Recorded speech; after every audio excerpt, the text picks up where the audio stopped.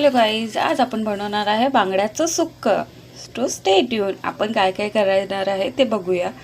सुक्यासाठी काही नाही लागणार आहे. सुक्का बांगडा बनवण्याचं साहित्य कढीपत्ता आहे, आपला कांदा आहे, टोमॅटो आणि हा कमी तिखटवाल्या मिरच्या आणि हा बांगडा कापून घेतलेला आहे. जाऊया आता पुढच्या प्रक्रियेकडे. भांडे छान गरम झालेलं आहे. भांड्यात मी मोस्टली मच्छी किंवा नॉनव्हेज काही आयटम असेल ना तर मी तो राईच्या तेलात बनवते.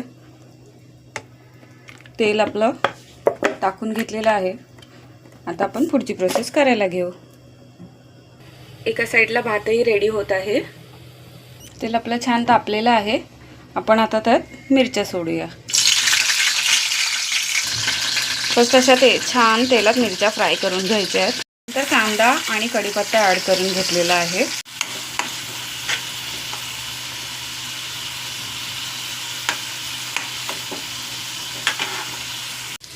हळूहळू करून बांगडे सोडून घेत आहे. आपला मसाला छान सॉटे झालेला आहे. माझ्या फीडमध्ये कोण कोण फिश लवर आहे त्यांनी सांगावे. आज बुधवार का मेन्यू है मस्त बांगड्याचं सुक्कं आणि कोलंबीचा रस्सा. देखते बांगड्याच्या सुक्क्यानंतर मला कोलंबीचा रस्सा पण म्हणजे शूट करायला मिळतोय का, मला तेवढा टाईम अवेलेबल आहे का. मसाला असा छान थोडंसं लावून घेतला.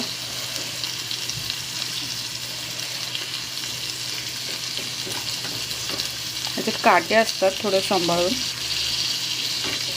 जो स्पूनला आहे मी तोच लावून घेते.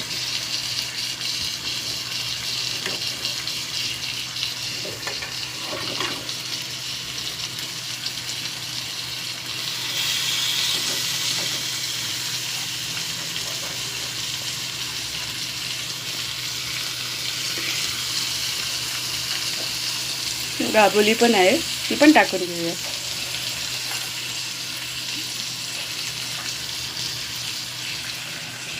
थोडा वेळ जरा हे असंच हे राहू दे. मग थोड्या वेळाने ह्याच्यामध्ये पाणी ओतूया. बांगड्याला आलटून पालटून घेतलेलं आहे बघा कसा छान. तर थोडा वेळ तर आलटून पालटून घेतलं, जरा त्यांना मसाला लागू दे. मग ह्याच्यामध्ये थोड्या वेळाने ॲड करूया पाणी. ही फॉलोवर प्राची आहे, एक प्राचीताई आहेत. त्यांनी मला सांगितलं माझ्या कालच्या रेसिपी ब्लॉगमध्ये सांगितलेलं की ताई अजून रेसिपी ब्लॉग टाका. तर आज ताई मला वेळ होता म्हणून मी आज बांगड्याचं सुक्कं याचा ब्लॉग टाकत आहे.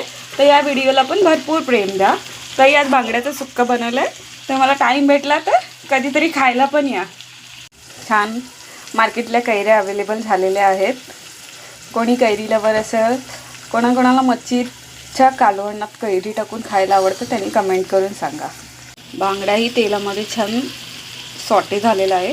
थोडं आपण शिजण्यासाठी त्याच्यामध्ये थोडं पाणी ॲड करूया.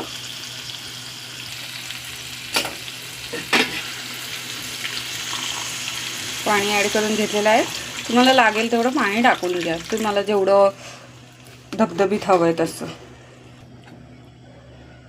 पाणी टाकून घेतलेलं आहे. आता थोडंसं त्यांना बांगड्यांना शिजू द्यायचं आहे. 5 ते 10 मिनटामध्ये हे होऊन जाईल. सुक्याला जास्त टाईम नाही लागत. नॉर्मली पटकन होणारी रेसिपी आहे. एक अर्धा तासात, अर्धा ते 15 मिनटात होणारी रेसिपी आहे. थोडंसं उकळी आली पाण्याला की त्याच्यामध्ये थोडं आंबटपणा येण्यासाठी मी यामध्ये कैरी ॲड करत आहे. थोडंसं पाणी अजून घालते, मला थोडं कमी वाटत होतं. तुम्हाला लागेल तसं हे करा. थोडं हे पाणी आटू द्या. ग्रेव्ही खूप सुंदर लागते याची.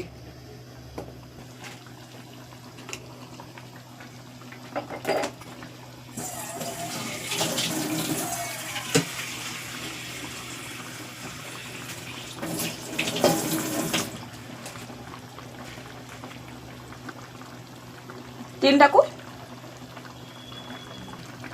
हे बघा कैरी टाकून झालेली आहे. आता थोडं याला उकळी येऊ द्या. थोडंसं पाणी आटू द्यायचं. बांगडे आपले छान शिजून झालेले आहेत आणि पाणी जेवढं टाकलेलं आहे त्यापेक्षा थोडंफार आटलेलंही आहे. अशा प्रकारे आपली बांगड्याची रेसिपी तयार आहे. हे बघा गाईस, किती सुंदर टेक्स्चर आहे आणि चवीलाही तसंच असेल, कारण की ह्याच्यात आपण कच्चा आंबा ॲड केलेला आहे. देखो ना गाईज, देखो ना गाईज.